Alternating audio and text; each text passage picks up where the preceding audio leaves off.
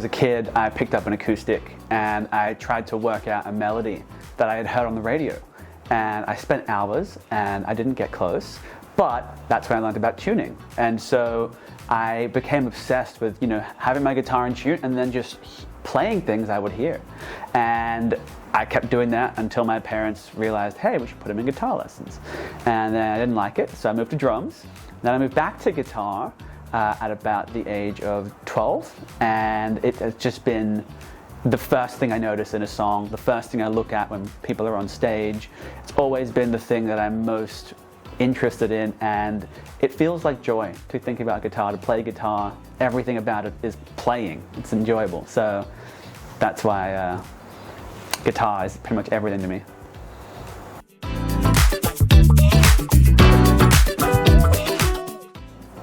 I've been teaching for 11 years now, and it was probably the first time I started teaching actually a bandmate when I was about 16. I found I was really enjoying showing someone how to do something, and then the rewarding process of seeing them figure it out, seeing them become excited by, hey, I couldn't do that 5 minutes ago, now I can do it. And then I kept refining that process to make it more organic and more just enjoyable for both parties. And I prefer to teach people using joy, because I think that's the only way people really get better at something. And so it kept being more and more rewarding to find new ways to show people how to do cool things on this instrument. So that's what led me to pursue this as a career.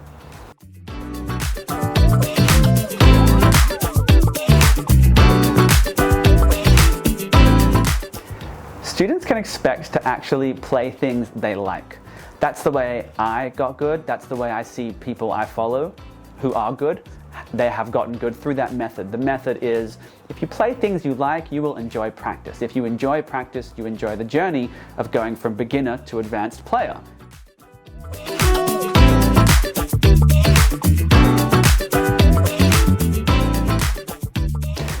Music theory is extremely important to understand if you're interested in hitting an advanced level on guitar, or if you're interested in creating your own music, because then you can reverse engineer what you're hearing. You can figure out why you like this 2 minutes to 3 minutes section of a song that you love. You can actually figure out why you like that particular section. You can figure out why that solo is so impactful. You can figure out why this bass line is so groovy. Music theory explains all those things, and then it gives you the tools to recreate that in your own music.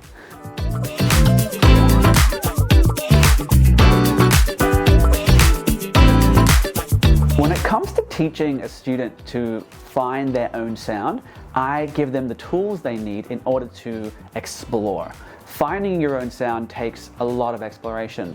I do things that allow them to play and discover their own favorite preferences. For example, I might hold a chord and have them play every note of the scale, and then say to them, well, which note do you think sounds the best? And when you start finding your own sound, you start realizing, hey, I think the major 6 sounded best, whereas another student might say the flat 7 sounded the best. Ultimately, allowing them to explore and find their own preferences is how I prefer to teach them to find their own sound.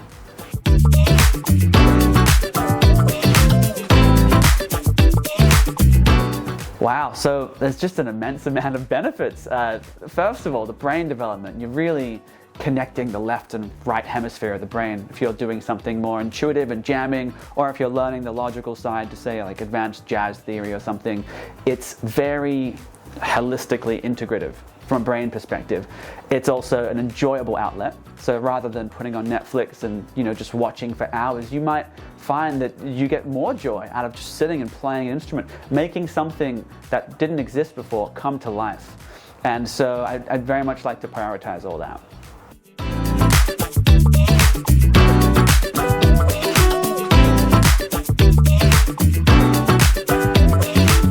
Improvisation is the thing I love most about music in general. Improvisation allows you to discover something profoundly beautiful. When music is beyond words, when it becomes ineffable, and everyone has that one song or many songs that give them that emotion, I would almost guarantee that was stumbled upon through improvisation. I am certain people aren't writing their best pieces by using their pen and paper. They're using the intuitive approach to playing with their instrument, having unlocked the instrument, and then improvising on it allows you to stumble upon things that end up sounding really memorable and timeless.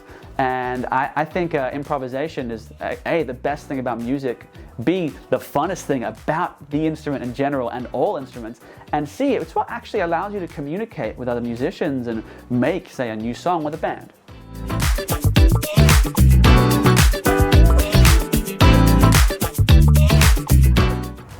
I have so much advice for beginners trying to learn guitar.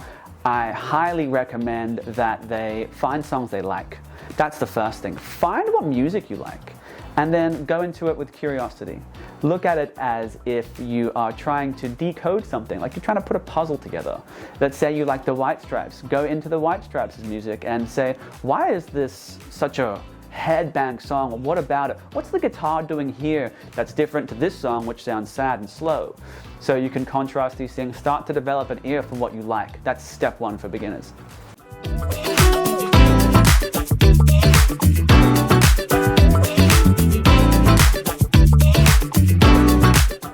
Ooh, cool, yes, I would love to.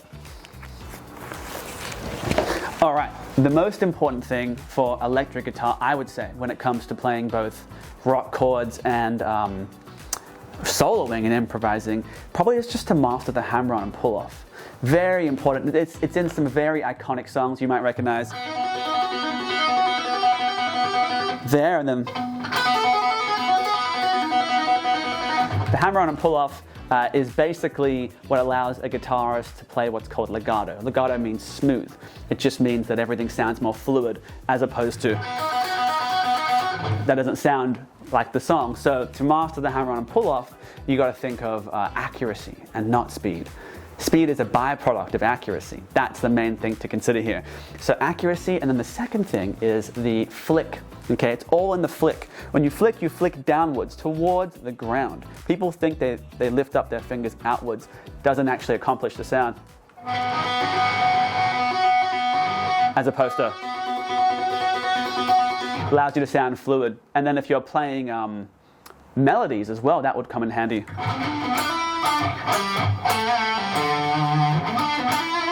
So that hammer on there, as opposed to the pull-off, is all about accuracy and landing quickly, not pressing too hard. You never want to press too hard, but you actually want to use accuracy as your first best friend, and then speed for the hammer-on, and then the downwards flick for the pull-offs, and that is probably the most essential technique on the guitar.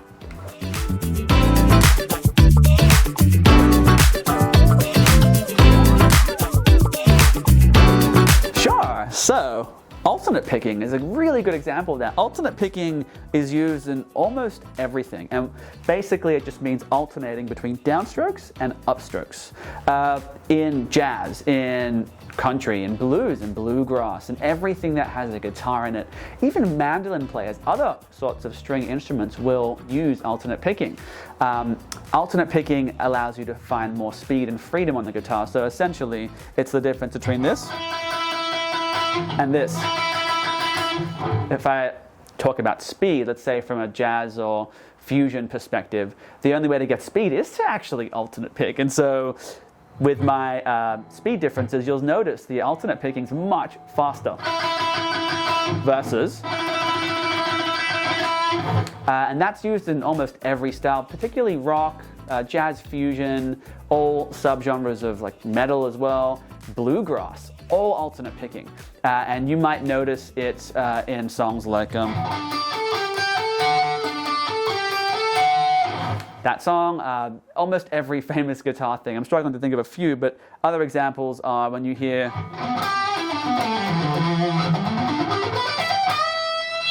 the sound of just the blues rock scale, which is very common, all using alternate picking.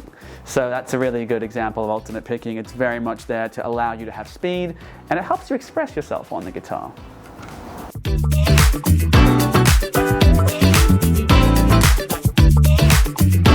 They can find me on Instagram at @JesseTurner_music, on TikTok at @JesseTurner_music. They could find my band Nova and Scepter on YouTube and at Nova and Scepter on Instagram. Facebook is Jesse Turner Guitar. And I believe that's all of it.